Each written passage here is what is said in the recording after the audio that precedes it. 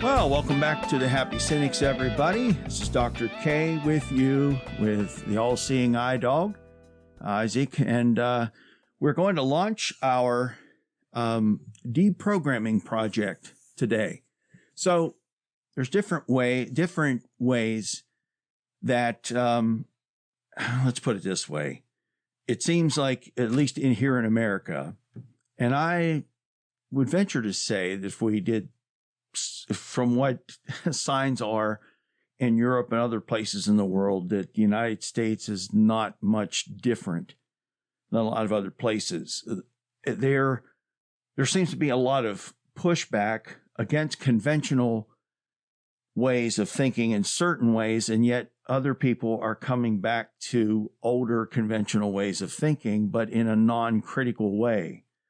Whether it's religion or political ideology, just people are, I think, starting to, get overwhelmed with the complexity of issues and what's needed today for people to coexist peacefully. Yeah, I think a lot of people end up, rejecting something that they grew up with or that they feel has critical issues, but they still feel the need to fill that hole in their psyche, in their sense of self. And so they end up just kind of falling back on the same patterns of thinking, even if it's a new content of thought. Right. And the other thing I think is going on is that with the exponential expansion of information and people having the availability of information, you have more and more people who are starting to think differently about certain things in society, and they're moving on to new ways of thinking, different paradigms, and people who still hold on to the old paradigms are holding on to these paradigms in ways that are often not very healthy. And sometimes I think when we start talking about this, I really don't have, personally, I don't really have anything at stake for what people believe politically, religiously, whatever, as far as their own personal lives. That's a matter of their own conscience. But as a professor, you start to see there's a certain percentage of people that they're kind of leaning on, like they don't show much evidence of thinking for themselves. They're basically just kind of accepting what they're hearing. And, I hate to say it, but even like the cable news networks and such, there's a reason that they're so effective in somewhat brainwashing people. I don't mean brainwashing in a hard, Manchurian candidate. We talked about this a little bit before. That's not really supported, but we talked about this when we introduced just a couple of weeks ago. We introduced this project, but I think people are open to suggestion enough that they start buying whatever they hear repeated over and over and over. People just end up kind of getting sucked into, I guess what I want to say is they become too dependent on ideologies, and they lose the ability to analyze and reason for themselves. Yeah, I think one of the more clear kind of examples of signs that brainwashing is occurring is that your opinions or perception of other people is immediately colored by whether or not they belong to the in-group, right? So for cable news or specifically conservative news, it's a lot of the woke mob. And, if you belong to the group that buys into the idea that the woke mob is ruining America, and you see a young lady with pink hair and piercings everywhere, you probably assume some things about their place in your community. Right. Right. And that is like a very clear example of, well, I've kind of been brainwashed about how I feel about this person. Yeah. I think we could say the same thing about a lot of the MAGA crowd as well. It just kind of, here's the thing. We're going to be tackling trying to deprogram people so that we're kind of pushing back against some of this brainwashing. It's not just having the ability to think critically that I think is at stake here. We have a lot of people who I think are kind of too dependent on thinking certain ways. We're at a point in time where as people interact more and more and there's more information shared and the rate of change keeps accelerating, we need to be able to keep up with our thinking skills. And people that are kind of locked into having to think a certain way, that is not going to be helpful for them personally, and it's not helpful for society. So let me just throw in a real example here. I have seen people personally who, instead of getting, like, you know how a lot of mental illness, depression, things like bipolar disorder will start showing up usually in a person's college years, the early to mid 20s.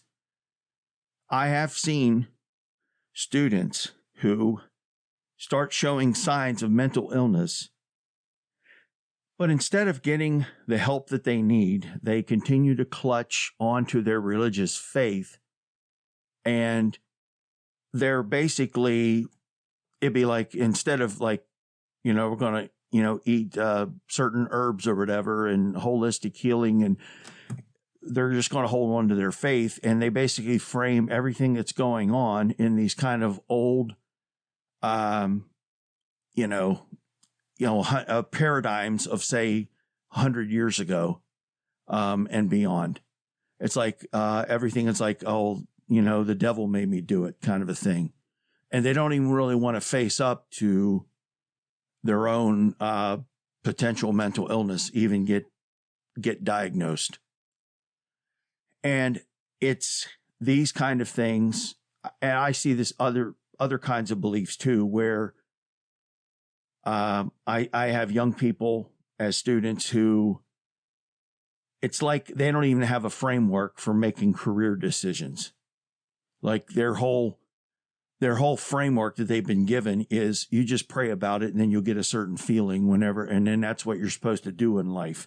And that is really a risky thing nowadays. I think it's always been risky, but I think in today's world and global economy, that's even a even more risky thing to do, because you can't just fall back on, well, if this doesn't pan out, I'll go down to the local factory and get a job. You could end up with something that you have absolutely no way of paying your bills. It's just, I just can't. Okay. And the reason I'm starting with religion, okay, not just because it's so prevalent, that ends up being the one where, you might be able to convince people, okay, politics is something worth discussing and you have some wiggle room. When people have been conditioned that this is a holy way of thinking and other ways are unholy, you're basically, people are being programmed to think that what they're taught is basically like coming from God himself, when it's coming from other human beings who say, oh, this is what God said. It's time for humanity to start being a little more critical. We can accept, and I'm not just talking about Christianity here. I'm talking about other religions where, because the prophet said this, or because the guru wrote this, or whatever. we have to start thinking critically and saying, okay, we take these words of wisdom, but now we have to learn how to live in our context. Okay. We were talking about some of this in our Israel-Palestine episode that we just published this morning. And it's the same thing's true here. Yeah, you mentioned the mental health problems of right college students at Christian universities. I have some personal experience with that because the girl I was dating when I was in college had some pretty, I wouldn't necessarily say severe disabilities, but they certainly were present. And I can remember multiple times being at like a worship night or something along those lines and having people come up and try to pray the demons out of her. Yeah. And that's kind of an extreme example of like, well, it's not demons, it's mental illness. But I mean, I also contributed to it because that was part of my deconstruction. I'm not a huge fan of that term, but like outgrowing of that way of thinking, because I belonged to the belief of, if, you just trust God and do all the right things and pray and, trust God to take care of things, that there would be good outcomes. Mm-hmm. Right. And that did not happen. This young lady ended up dropping out of school and really struggles in day-to-day. I'm still close friends with her. And there was real harm that happened because of lack of critical thinking. Right.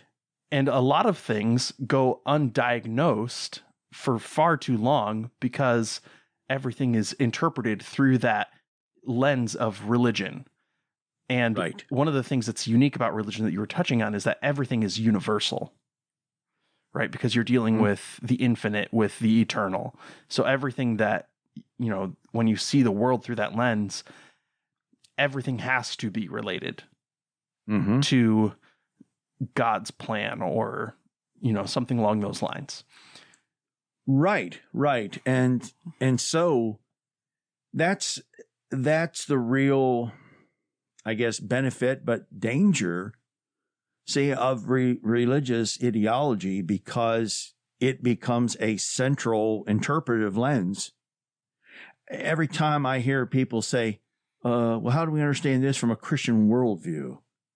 Okay, so basically what people are saying is, to what extent do we lay aside our objectivity and then have to force this information through a sieve of religious dogma that we've been taught to accept, but really can we really prove that it's right or wrong? I mean, this is where, all right, let's put it this way. I'm not advocating, okay, for example, that I'm not saying there's not, if somebody is in a coma, that it doesn't do any good to pray or anything like that. I'm not saying anything of the sort. I'm just saying, let's put it this way. If there's a God who created us with minds to think and then doesn't want us to use them, I can't morally embrace that kind of a God. Honestly, that is not the kind of God that I really would want to serve. A God who basically sets you up just for kind of torment because you're equipped and naturally inclined to do certain things, like think for yourself, and then you're forbidden to do it. It's like a God who gives you a great appetite for chocolate and then says you're allowed to eat anything except chocolate. But here's a whole supply of chocolate. Now I'm gonna make you live right next door to Willy Wonka's chocolate factory. That seems like a kind of sadistic God to me. Okay? Here's my point. If God gave us minds, which he did, okay, he wants us to use them. And it's time for people to use the gifts that we've been given, that we are sure that we know we have, and quit allowing those to be overridden by dogma that's been handed down thousands of years, or at least centuries. Okay? Too many people in the world, we just basically put we act like all the thinking's already been done for us, and we have no responsibility to do any thinking. And that, to me, is harmful to the individual, and it's harmful to society for people to take that kind of an attitude. So there's nothing wrong with praying about my battle with depression, but it becomes wrong whenever prayer becomes a substitute for dealing with my depression based on what we have studied and learned about what causes depression and how it can be combated. And if I'm not taking advantage of that information, okay, I'm not being responsible with what I've been given. And if somebody doesn't agree, I mean, you don't have to agree with me on this, anybody out there listening, and that's perfectly fine. But honestly, if that's the kind of religious ideology you are embracing, then I cannot say that your faith is contributing that much to humanity personally, or as a whole.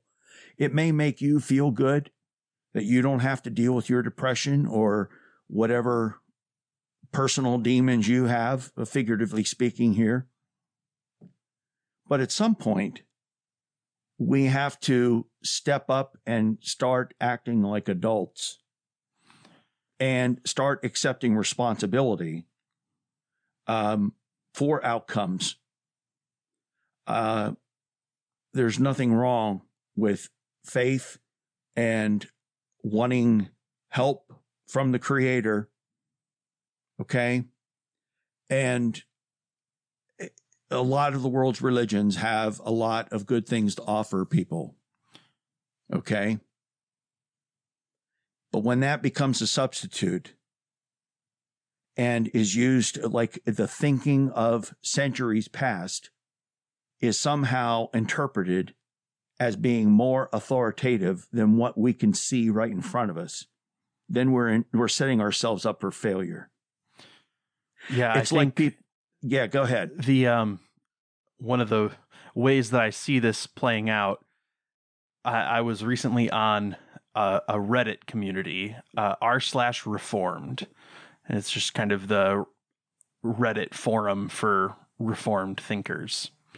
Okay. And somebody had posted a question. They were a student of biology. They were in college, and they were talking about how do you think about evolution from a reformed perspective. And one of the top voted responses was that Christianity and religious theology does not concern the material realm, and that there's sort of two realms of truth. There's the material realm that science speaks to, and then there's the spiritual realm. And science can't say anything about the spiritual realities of, Adam and Eve or the dawn of humanity. Right. It can only say, things about the scientific things. And then the job of, the Christian is to find what the relation is between the spiritual realm and how it affects the material realm. And so maybe the material realm shows that evolution happened and, all the things that scientists all agree on, but the spiritual realm overrides that, and shows us a deeper truth about Adam and Eve and God creating them out of dust, literally. So the problem with that type of thinking is that you have sublimated any sort of critical thinking under this idea that, well, the spiritual realm is untouchable by normal logic. But it does affect the material realm, which is under the rules of science and logic. And so you've kind of had your cake and eaten it too. Well, we don't have to kowtow to normal reason, but we get to say things about how, reality is. Right. We're not accountable to science, but science is accountable to us. Or let's say theology is not accountable to science, but science isn't accountable to, or science is accountable to theology, but theology isn't accountable to science. Right. And that has completely removed any discussion from the realm of possibility when you take that stance. It's like, I had the realization in college with, praying over my girlfriend's mental health struggles that the answers that the people around me were giving when I would talk to them about this was, well, if God helps or God doesn't help, it's all self-confirmation, right? Like if God heals the person, it was God's plan for them to suffer and die. But if God does heal the person, well, it was God's plan for them to be healed. So there is no room for questioning or critical thinking in that sort of, lens. Well, and you're absolutely right. And the thing is that people don't want to leave matters of faith in the realm of faith. Like, in other words, because faith is primarily trust, that means that you have to live with a certain amount of doubt. That means you have to live with a particular amount of uncertainty that maybe it is, maybe it isn't. It's like when you pray for somebody's healing. But see, people aren't willing to just leave it at that and say, we don't really know. We'll pray. Maybe the person will get better. Maybe they won't get better. This is the problem, because people aren't willing to just, how do I want to say this? They're unwilling to allow religion to remain in, say, the psychological realm, where it is a motivating force. That to me is like, when you look at studies, the strength of religion and the reason that it has developed in culture is because there are these psychological benefits, like reducing stress, having an optimistic outlook, it keep giving people more peace of mind, things like that.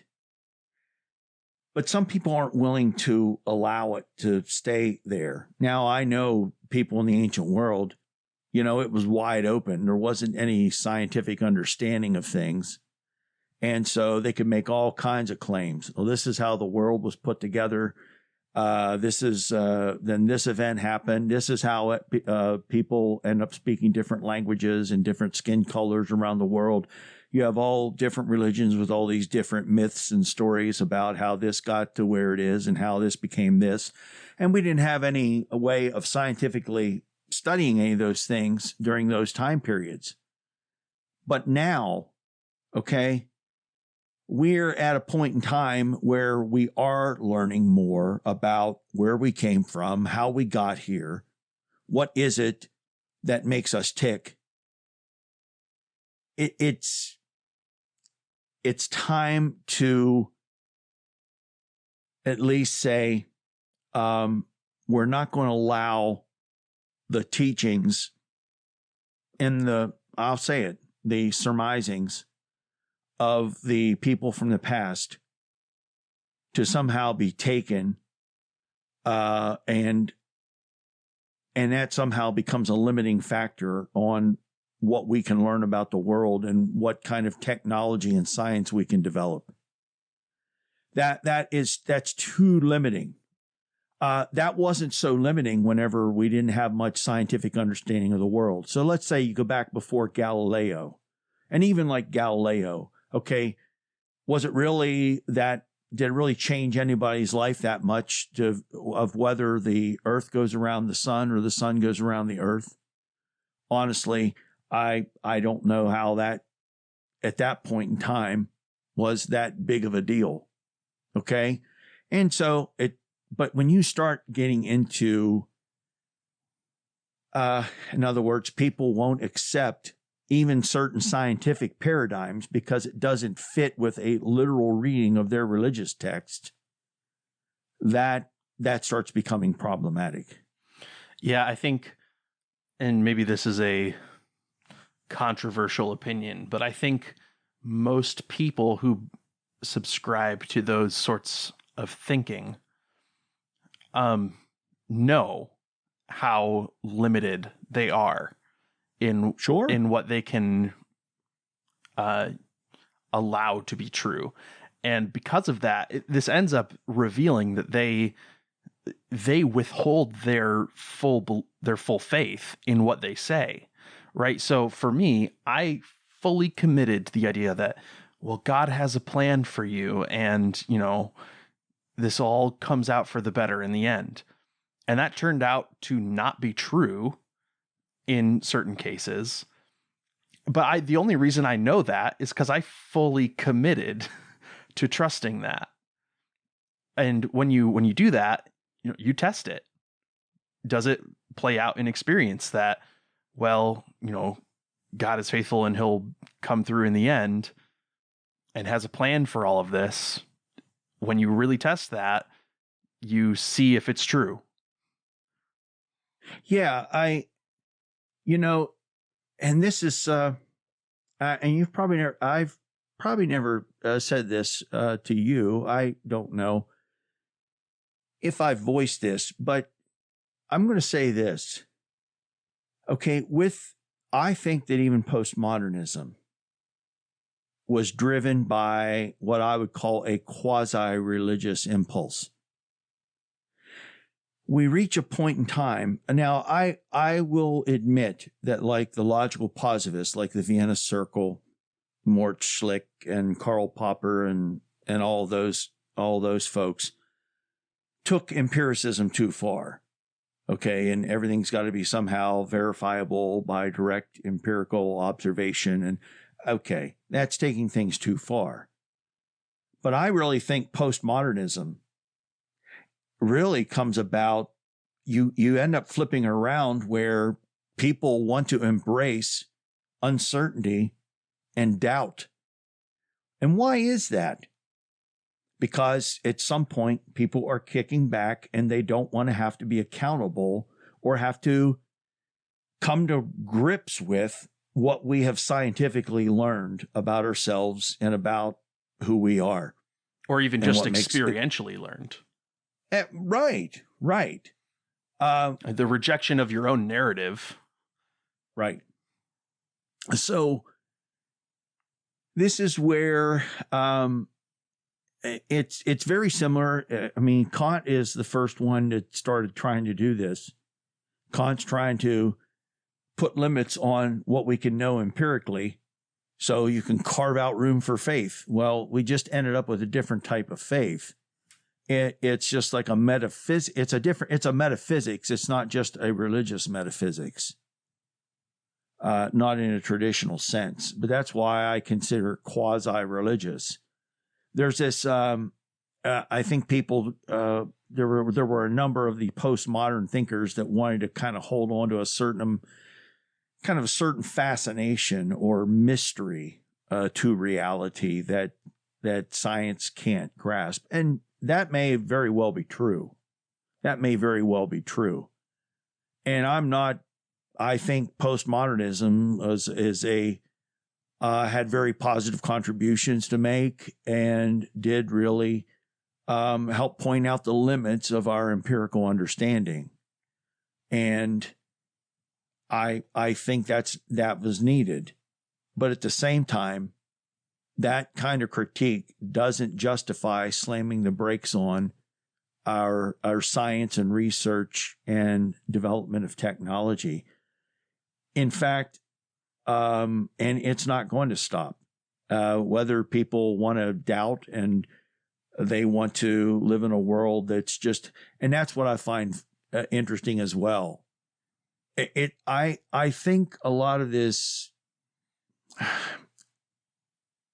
I don't want to say it's irresponsibility, but that's kind of what I'm inclined to say.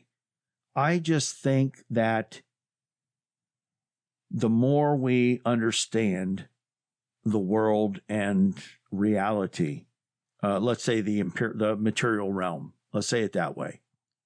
The more we understand about the material realm, I think that starting in the middle of the 20th century, for almost a century now, a large part of humanity has been a little bit overwhelmed with a lot of that knowledge, and we're trying to dial it back to a time where there was more mystery and things aren't figured out.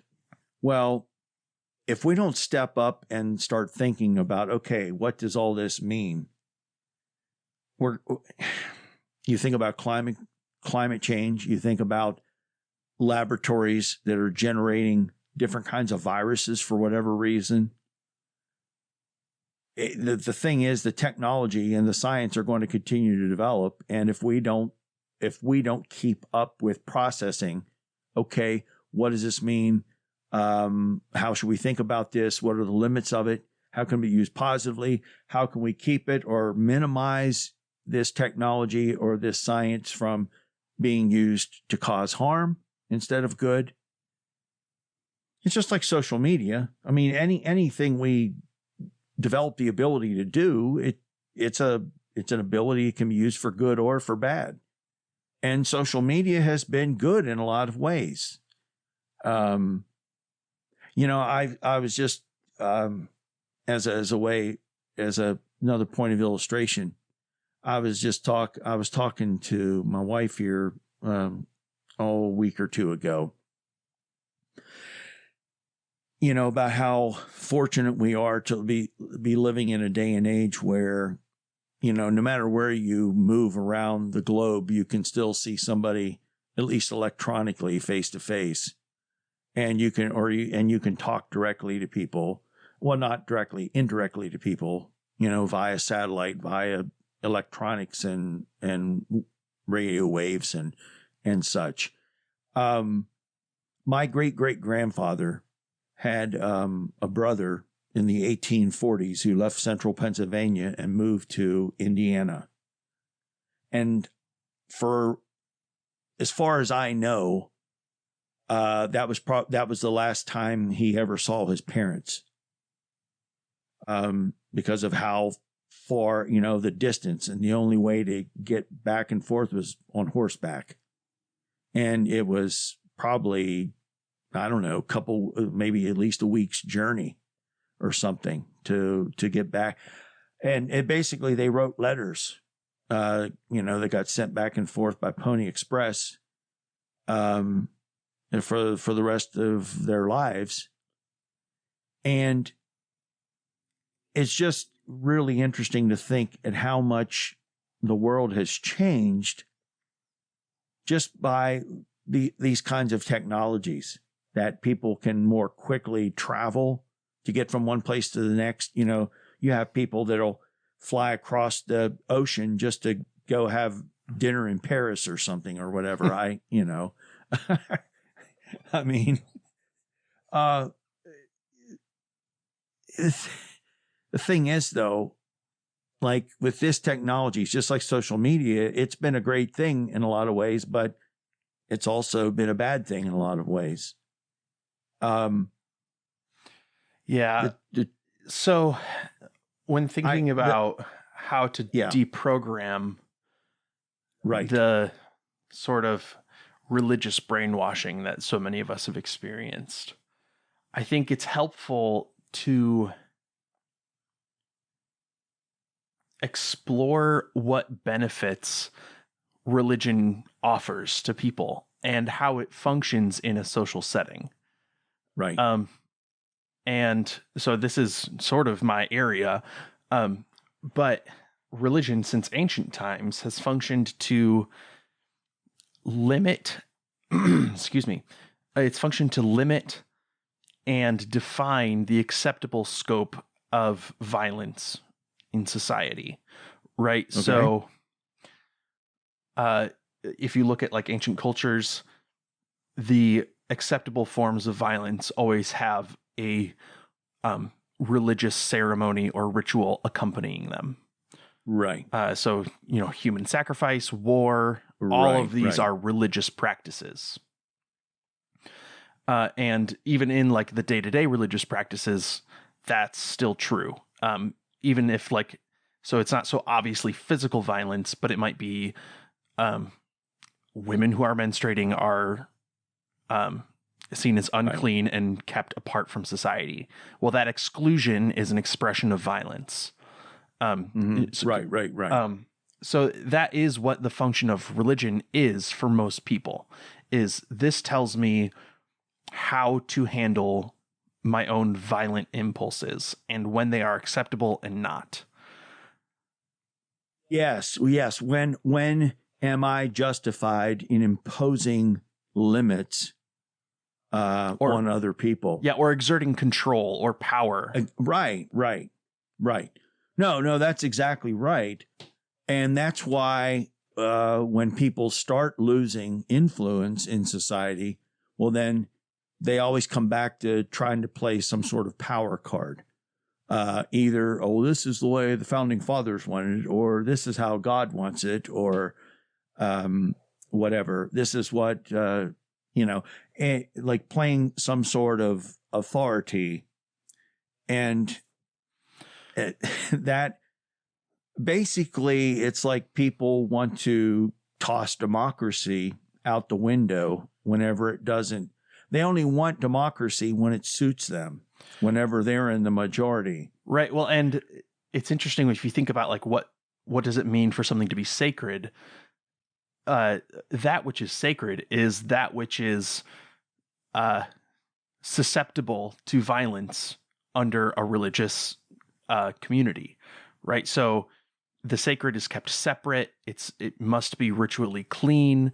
There's all these like processes because when it's like diffusing a bomb, right? Well, yeah. So it is. Would it be fair to say? I mean, the sacred is defended through violence. Yes, partially. Well, so the sacred is what defines the scope of violence in cultures, whether that be in defense of the sacred or upon the sacred itself. Right.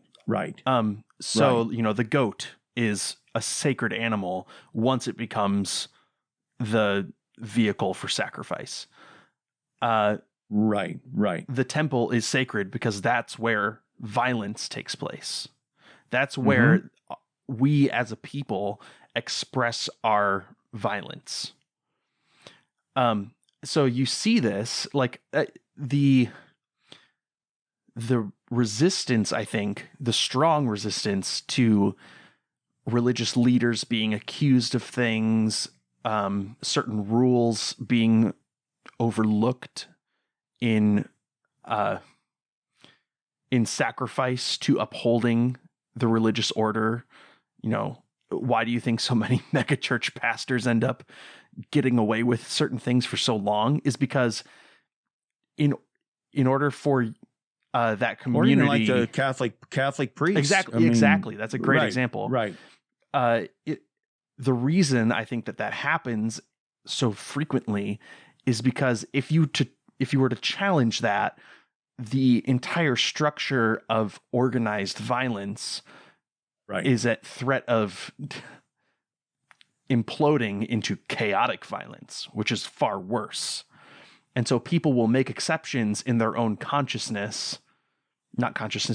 conscience for certain behaviors in order to protect ordered violence. Okay, so all right.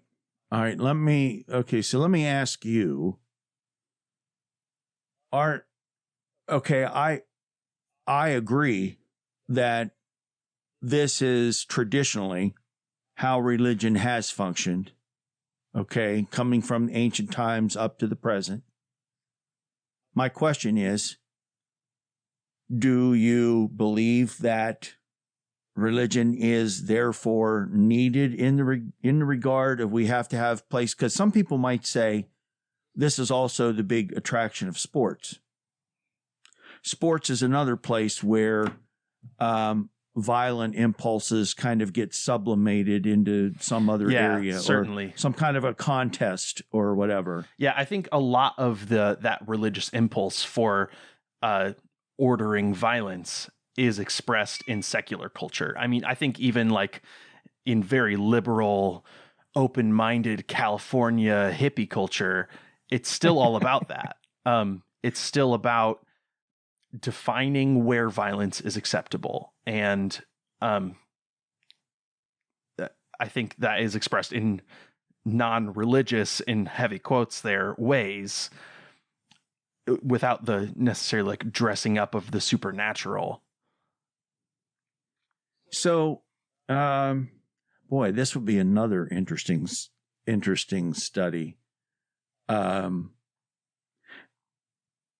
Okay, so initially I was tempted to ask you if you think that, that just was characteristic of ancient culture where people had to live more defensively and look out for themselves. And so this is where you needed religion and, to provide some sort of structure to kind of help regulate society. I'm wondering if we're at a point where we don't need that kind of regulation now. And so religion would need to function in a different way, or whether then, as I just got thinking about something like sports, it makes me wonder to what extent sports has become a substitute for religion for a lot of people in that particular way. I think to an extent. I think if you want to look more broadly, the formal version of this aspect of religion in society that's secular is the justice system. Because that is literally the function of the justice system is who is it okay to exert power over? Who can we lock up? Who can we force labor onto? Who can we exclude from certain functions in society? I think that is the broader religious impulse of humanity being expressed in secular government. And I do think we need it. I do hope that we outgrow it. Mm-hmm. Mm-hmm. No, I agree. I do hope we outgrow it too. My initial intention in this episode was to talk about the religious impulse, and I don't think we really ever got to that. Maybe that ends up being our next episode, or we revisit it. There are some things here. For example, studies show that religiosity tends to be correlate with, say, feelings of vulnerability. Especially that ends up being the big driving force. But it's nothing really. I mean, that when you start thinking about human motivation in general, that really shouldn't be that surprising, because we have different emotions. Most of our emotions are mixtures of two basic impulses, and it's attraction and aversion. Some things that we find that we're attracted to, other things that we're afraid of.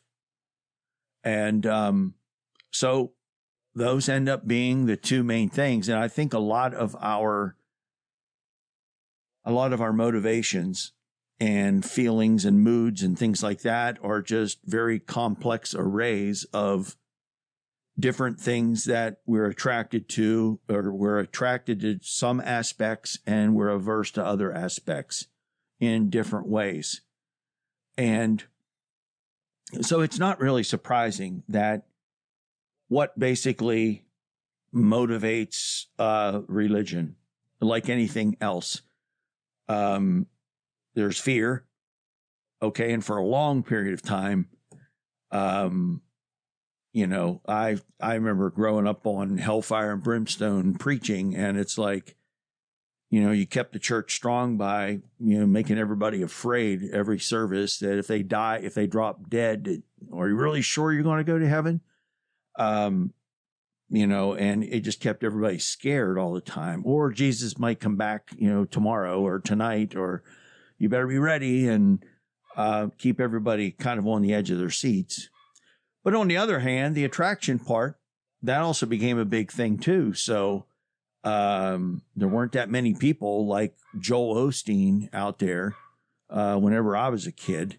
But that became more and more commonplace. And now you find as many people, you know, going to the church or the synagogue or the mosque, not only because of fear, but for wanting these feelings of euphoria. And, you know, that's the same thing that motivates us in other things. I remember when I first was diagnosed with high blood pressure, and then I ended up losing like 50 pounds. Kept it off for about 3 years before then I started gaining it back. But, you know, fear is a big motivator. You know, when the fear subsides, then, you know, but that's part of the impulse. Now, here's the thing. When people start embracing views and get brainwashed to think certain ways, like, and what do I mean by brainwashing here? Again, I'm just basically talking about where people are afraid to even consider an alternative. That really is kind of like where the rubber meets the road. In other places, you remember my book, The Maturity of Belief. Mm-hmm. A lot of it comes down to, at some point, every person has to decide which is more important, my beliefs or truth. And people, we either shape and allow our beliefs to be adapted to what our ongoing pursuit of truth, or we decide that we like what we believe, and then whatever we learn, we twist that around to make it fit what we want to believe.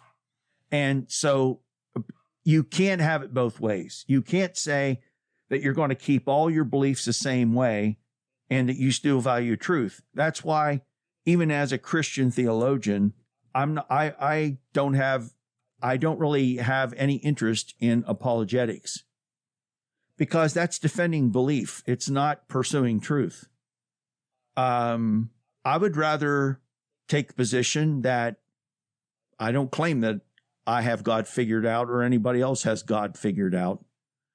And I just want to learn more. I want to keep learning. I want to adjust my beliefs to what I'm able to learn. And I really think that is our growth and development. And that's really what this project is about. It's not about, here's the thing. It will feel probably for some people who listen to this, like we're going to yank the rug out from underneath your feet.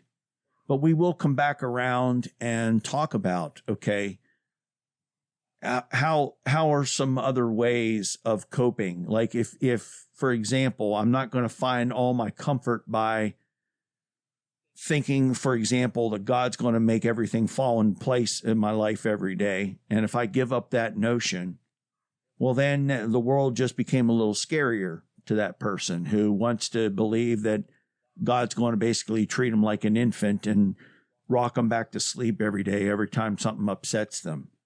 And if you give up that notion and say, nah, God's going to let certain number of things run their course, and that's the way it's going to be. And I'm talking this way because we're talking about religion. But the point is, there is maturity is based on within the context of what a person knows or could know. Okay. I mean, obviously you don't expect the same level of thinking and reasoning from a 5-year-old as you would from a 25-year-old. And hopefully when somebody gets to be 55, they've even improved a little more. It's kind of sad when you see people that don't, or even go backwards from the time when they were young adults. But they're not doing themselves any favors. I don't think they're doing humanity any favors. And honestly, I don't think they're doing God any favors either. That's my opinion, and you don't have to agree with it. But my goal here is to challenge you. And I mean, how do you feel about all this, Isaac? One of the, just another example I came across on the r/Reformed subreddit recently, not to pick on the Reformed people, but it was on another thread. They talk about evolution there a lot. Yeah. And so it was another thread about, remember in my other book, I said that evolution's the shibboleth of fundamentalism. Yeah. Well, okay. So quick sidebar. Go ahead. Have you heard anything about the Montana law where teachers are allowed to be, teachers are no longer allowed to teach certain scientific theories? And the way that gets the way that bill is stated, it's if a parent complains about a teacher teaching a certain scientific theory, then that teacher can be fired or prosecuted or something like that. Oh, my word. Well, so parents aren't going to complain about teaching the theory of gravity. No, right. They're going to complain about the theory of evolution. Even though scientifically, evolution and gravity are both on equally certain grounds. Right. That's, just a sidebar of wow, that's really crazy that we're back in the 20s with this nonsense of controlling what can be taught to our kids. Well, and for those of you who think that Isaac's overstating that, if you follow the scientific, get updates on scientific issues, they've already just in the past, even just every 10, 20 years, they note there are adaptations by different organisms to changing environmental conditions. Some of our climate change has already produced certain changes and even adaptations by certain insects. They've already adapted in certain ways. I forget which species of I think it's an insect. There's I forget which insect it is, but it's now, because of climate change, there are adaptations where they will be able to produce asexually. Wow. Which was not possible before. Yeah.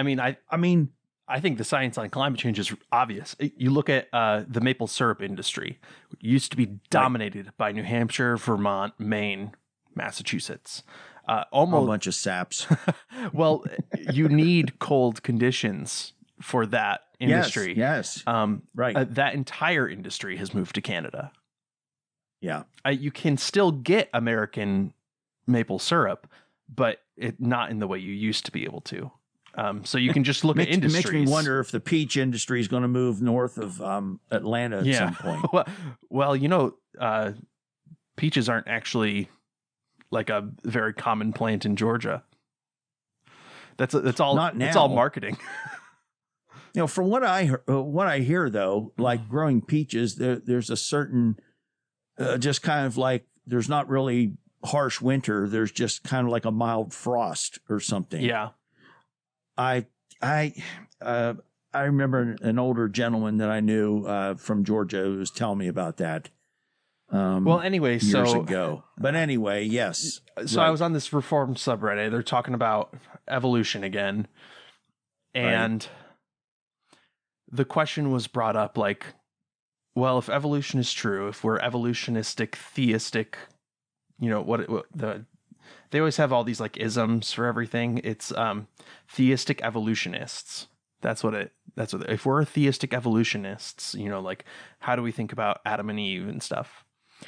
And one of the answers was, well, I'm a scientist and I was very convinced by evolutionary theory, but and like I even believe in macroevolution, which is something that they'll talk about. You know, I believe in microevolution, but not macroevolution, even though if you look at the scientific data, macroevolution has been proved beyond a shadow of a doubt. If you're going to claim that it's not true, you have to say that all of these scientists are part of a conspiracy theory.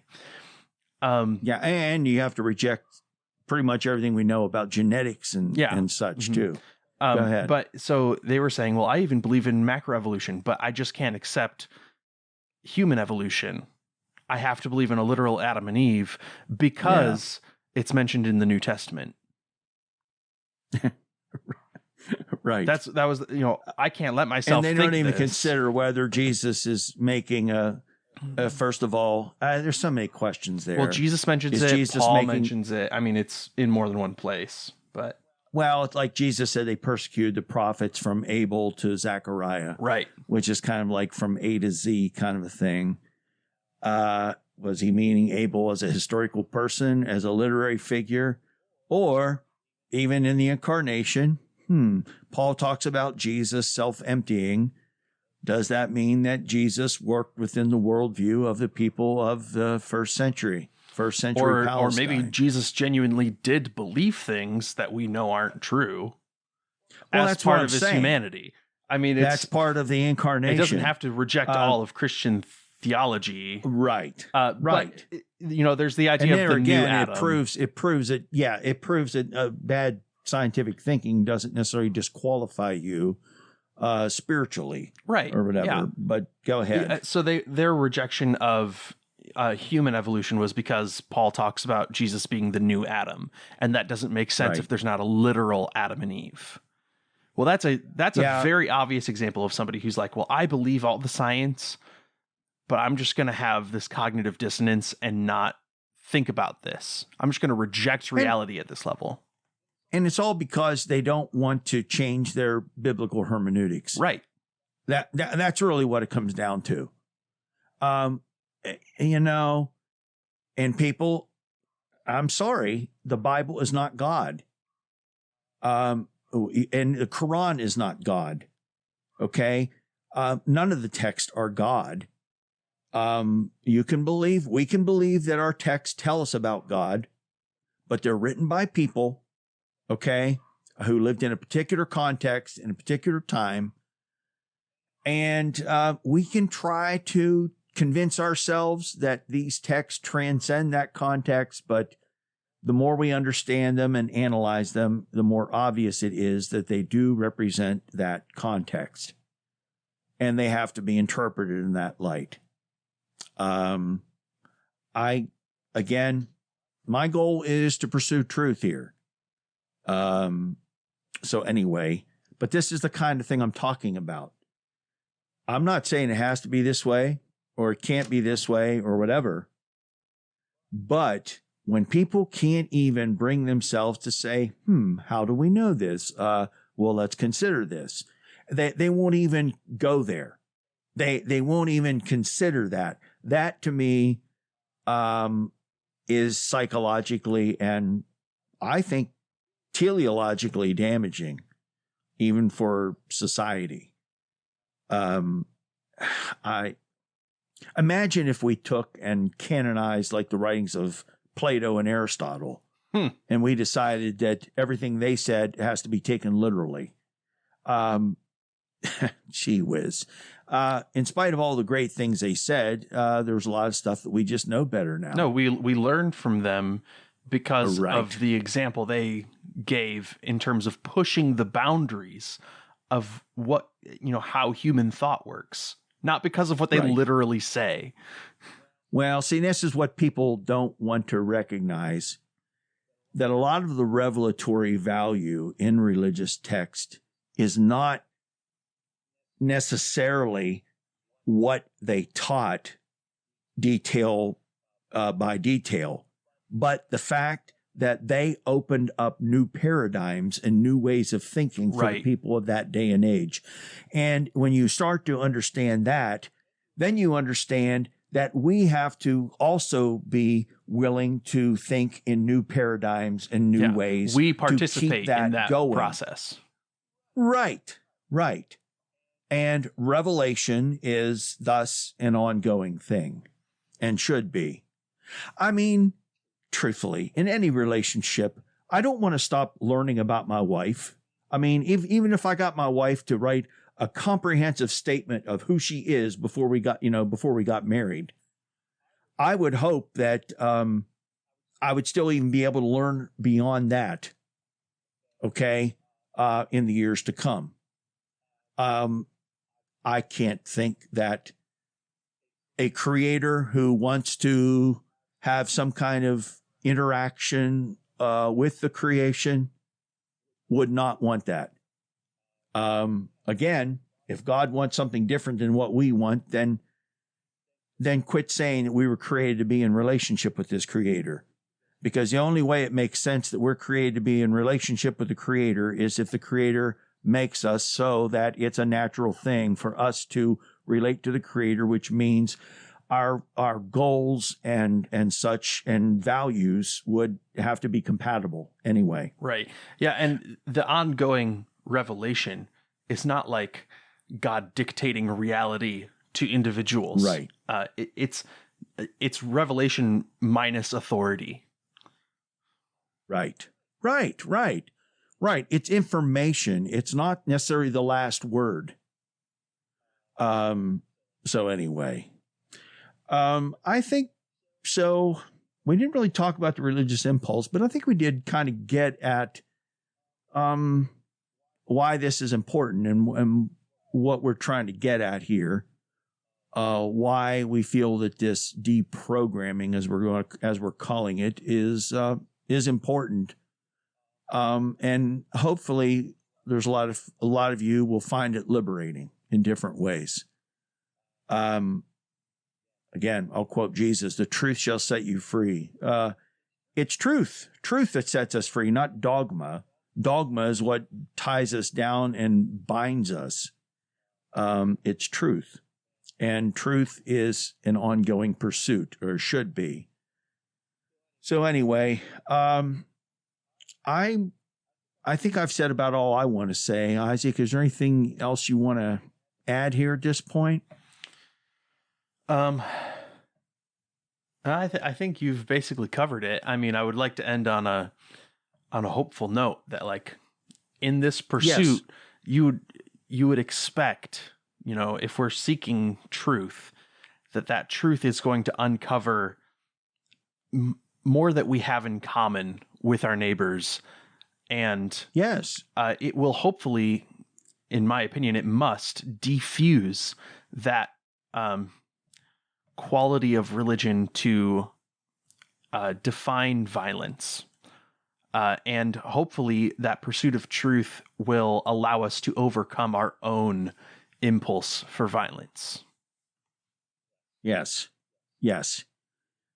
I think that those of us that are interested in connecting with the Creator, I think we have to keep our focus on, the more we focus on the Creator, the Creator's self, okay, and not so much the people that we believe introduce us to this Creator, like the people of our particular religions and faiths, then we'll start to see that we can share a lot of the values and goals, and that we have many more things in common than we do have differences. a lot of the differences are just our hangups in trying to stick with old paradigms. And that's what we're trying to hope. That's what I kind of hope we can help create some space here, and people will find this liberating and still find the positive benefits that they draw from their faith and their devotion.